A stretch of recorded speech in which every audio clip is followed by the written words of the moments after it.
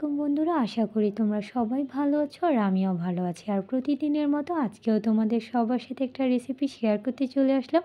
আজকে তোমাদের সবার সাথে শেয়ার করছি আমার মায়ের হাতের মজাদার রেসিপি, ডিম দিয়ে বাঁধাকপির ভাজি। বাঁধাকপি তো আমরা অনেকেই পছন্দ করি, তবে আমার মায়ের হাতের এই ডিম দিয়ে বাঁধাকপির ভাজিটা খুবই অসাধারণ হয়। ভাবলাম তোমাদের সবার সাথে শেয়ার করা যাক।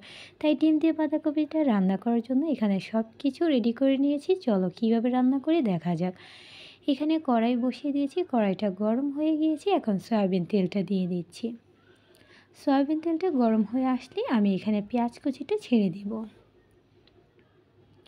তেলটা গরম হয়ে গিয়েছে, এখন আমি পেঁয়াজ কুচিগুলো ছেড়ে দিচ্ছি। পেঁয়াজ কুচিটা নাড়াচাড়া দিয়ে একটু লাল করে নিচ্ছি। আর পেঁয়াজ কুচিটার সাথে এখন আমি কাঁচামরিচগুলো দিয়ে দিচ্ছি, যাতে কাঁচামরিচ ঝাল ঝাল স্বাদটা যাতে ভাজিটাতে চলে আসে, তাই আমি পেঁয়াজের সাথে কাঁচামরিচটাও দিয়ে দিলাম। আর কাঁচামরিচ আর পেঁয়াজটা একসাথে একটু লাল হয়ে গেলেই আমি কেটে রাখা বাঁধাকপিগুলো ছেড়ে দেব।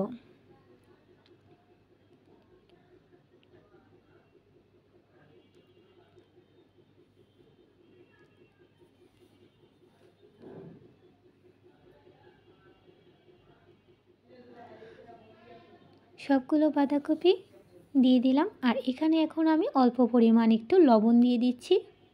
আর এক্সট্রা এখন আমি আর কিছু দিব না। আমি একটু নাড়াচাড়া দিয়ে বাঁধাকপিটা কিছুক্ষণের জন্য ঢেকে রাখবো। আর বাঁধাকপিতে আলাদা করে কোনো পানি দিতে হয় না, কারণ এটাতে এভাবে অনেক পানি ছাড়ে, তাই আমি কিছুক্ষণের জন্য ঢেকে রাখছি যাতে বাঁধাকপিটা গলে যায়।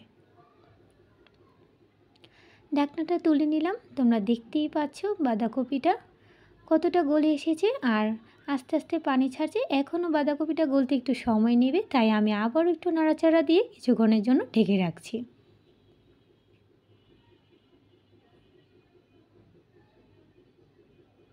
ঢাকনাটা তুলে নিলাম। তোমরা দেখতেই পাচ্ছ বাঁধাকপিতে কত পরিমাণ পানি চলে এসেছে, তাই এক্সট্রা কোনো পানি দিতে হয় না। আর যেহেতু ডিম দিয়ে ভাজি রান্না করছি, তাই একটু পানি থাকা অবস্থায় এখন ডিমটা দিয়ে দিচ্ছি। আর ডিমটার সাথে সাথে নাড়াচাড়া করা যাবে না, তাহলে ডিমটা ফেটে যাবে আর ডিমটা আস্ত থাকবে না আর ভাজিটা খেতেও মজা লাগবে না।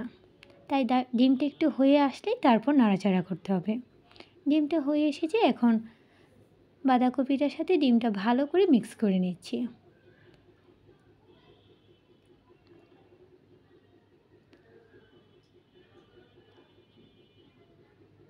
তোমরা দেখতেই পাচ্ছ ডিমটা কত সুন্দর করে দেখা যাচ্ছে। আর এখন উপর দিয়ে একটু ধনিয়া পাতা দিয়ে দিলাম, এতে সুন্দর একটা সুগন্ধ আসে ভাজিটা থেকে। এই ভাজিটা খেতে কিন্তু খুবই অসাধারণ লাগে।